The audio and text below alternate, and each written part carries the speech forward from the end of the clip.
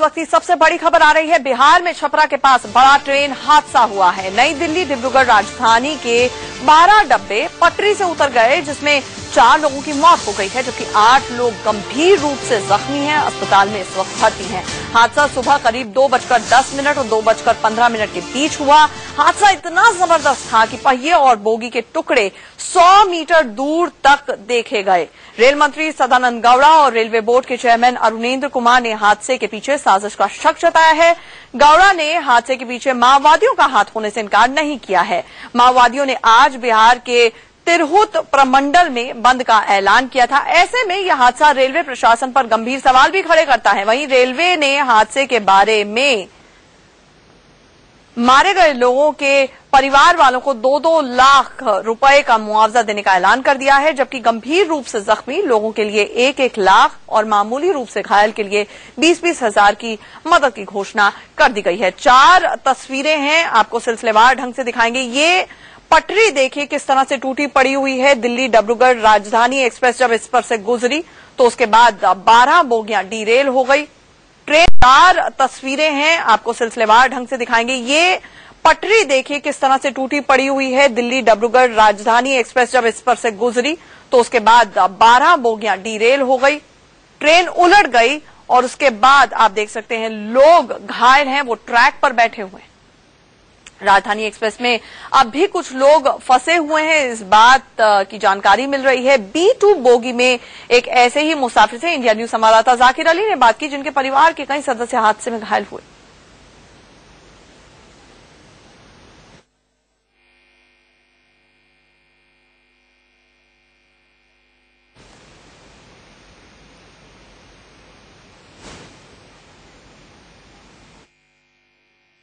जा रहे थे आप? हम आ रहे थे बरेली से।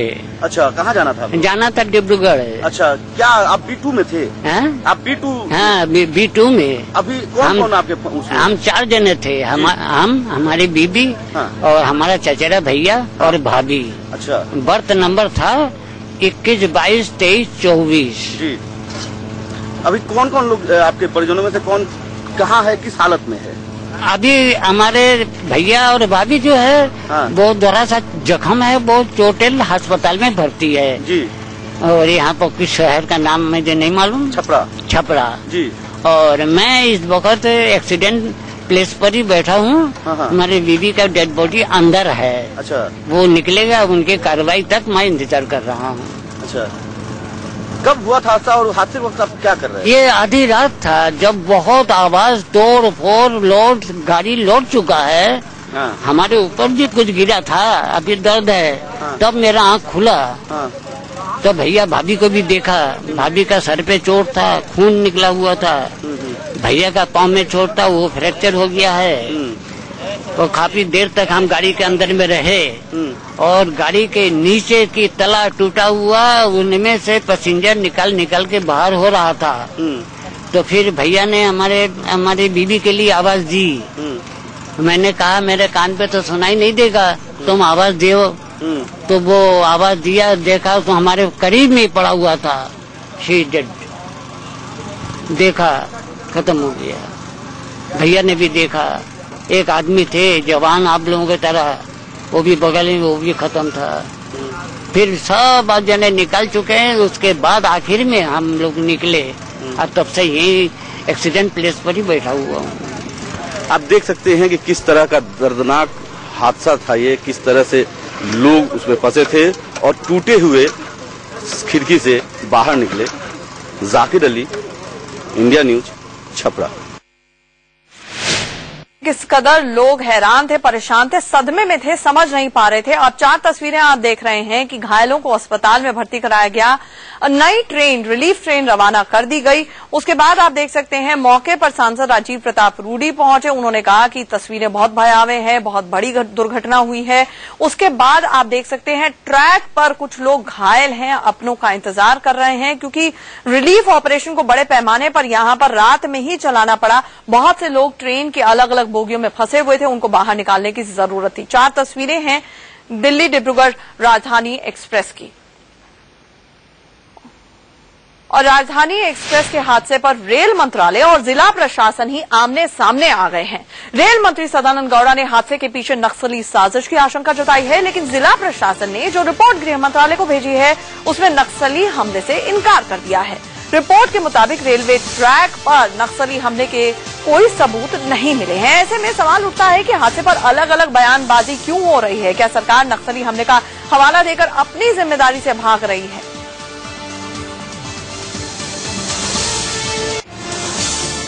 रीजंस ऑफ डिरेलिंग अभी पूरा नहीं मिला, बट उधर माओइस्ट का बंद कॉल करने के सबटेज के बारे में ऐसा हुआ। ये प्रिलिमिनरी इंफॉर्मेशंस मुझे लिया था।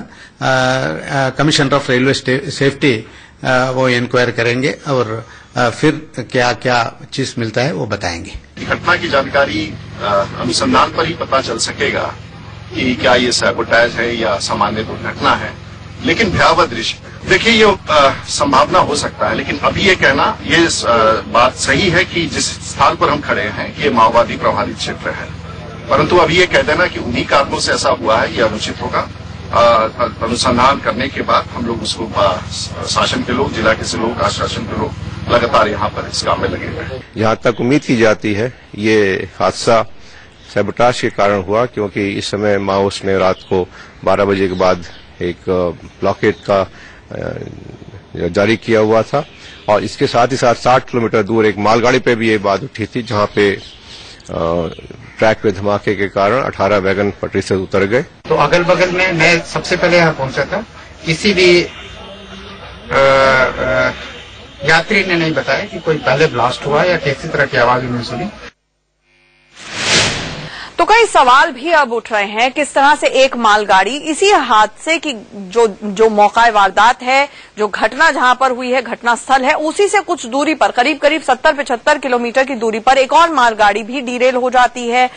जिस दिन यह हादसा होता है उसी दिन दरिया बाजार छपरा का इलाका है, जहां पर 3 जिंदा बम भी मिलते हैं और अब इसी पर सियासत भी शुरू हो गई है। सुनिए जरा पूर्व रेल मंत्री लालू प्रसाद यादव और मल्लिकार्जुन खड़गे ने क्या कहा। सीधा जिम्मेवारी है रेल मंत्रालय का, और नक्सलियों ने अगर ये किया तभी इनकी जिम्मेवारी बनती है, क्योंकि ये पूर्व सूचना था। मैं स्ट्रांगली कंडेम करता हूं अगर नक्सल लोगों ने किया है, लेकिन आपने क्या किया? प्रिकॉशन लिया और बचाव करने से और ये करने से तो नहीं चलेगा। बहुत दुखद है, सैड है, और रेल में अब राजधानी से लेके कोई ट्रेन में यात्रा करने में अब लोग संकोच करेंगे, बिल्कुल संकोच करेंगे। लोग हमेशा हर 20-25 किलोमीटर में चेकिंग होता है, तो जब ये चेक करते हैं तो देखते जाना चाहिए, और जिस जगह खासकर माओवादी का, कुछ आतंकवादियों का है, उस जगह ज्यादा ध्यान देना चाहिए और देखकर करना चाहिए, क्योंकि इसको निगलेक्ट नहीं करना। अगर करते गए तो ऐसे हादसे होते जाएंगे, फिर लोग का विश्वास रेलवे के ऊपर से उड़ जाएगा। न्यूज इस हादसे के बाद सवाल पूछ रहा है और इन सवालों के जवाब मिलना बहुत जरूरी है। आपको बता दें कि ये अपने आप में सवाल है कि ये हादसा है या साजिश, इसको लेकर विरोधाभासी बयान क्यों आ रहे हैं। माओवादियों के बंद के बाद अगर वाकई ही माओवादी घटना थी, ये नक्सलियों ने की, सैबोटाज इसके पीछे था, तो आखिरकार पायलट ट्रेन क्यों नहीं चलाई गई?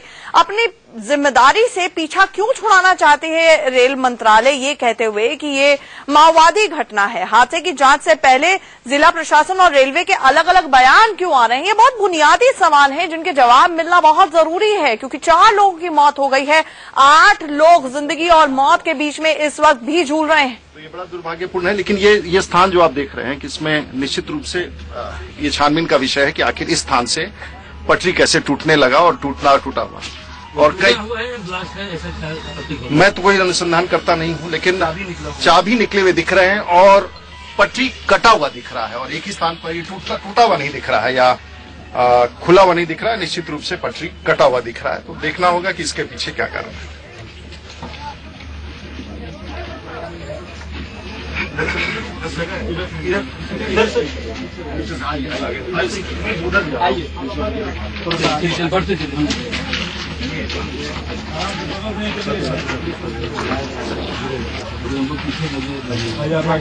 लाइव नहीं होगा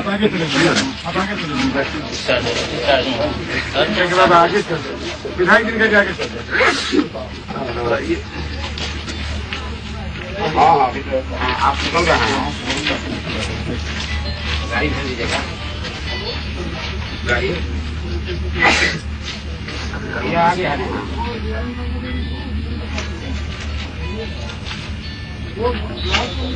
चलिए ठीक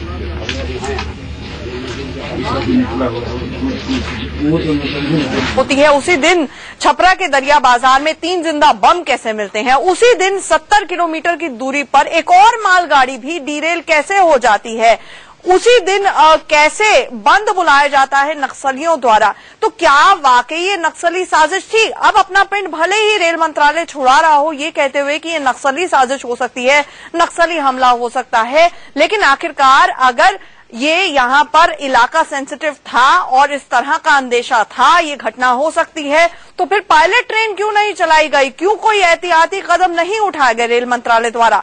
ये तमाम सवाल हैं और अपनी जिम्मेदारी से इस तरह से नए नए रेल मंत्री बने सदानंद गौड़ा, जिन्होंने एक बिटर पिल तो आपको दे दी, रेल के किराए तो 14% बढ़ा दिए गए और रेल किराए भी जो बढ़ाए गए हैं वो आज से लागू हो रहे हैं। और रेल की सुरक्षा का ये हाल है कि आज ही से बढ़े हुए किराए लागू किए जाते हैं, लेकिन आज ही इतना बड़ा हादसा हो जाता है और 2-2 लाख रुपए का मुआवजा देकर सरकार समझती है कि उसकी जिम्मेदारी खत्म हो गई। तो ये तमाम सवाल हैं जो इंडिया न्यूज लगातार उठा रहा है और उठाता रहेगा, क्योंकि न सिर्फ 4 लोगों की जान गई है बल्कि 8 लोग इस वक्त भी जिंदगी और मौत के बीच में झूल रहे हैं। और बात ये इंसाफ की है हर मुसाफिर के लिए जो रेल से सफर करता है और रेलवेज उसकी लाइफलाइन है। एक छोटे से ब्रेक के लिए रुकेंगे, तुरंत लौट रहे हैं।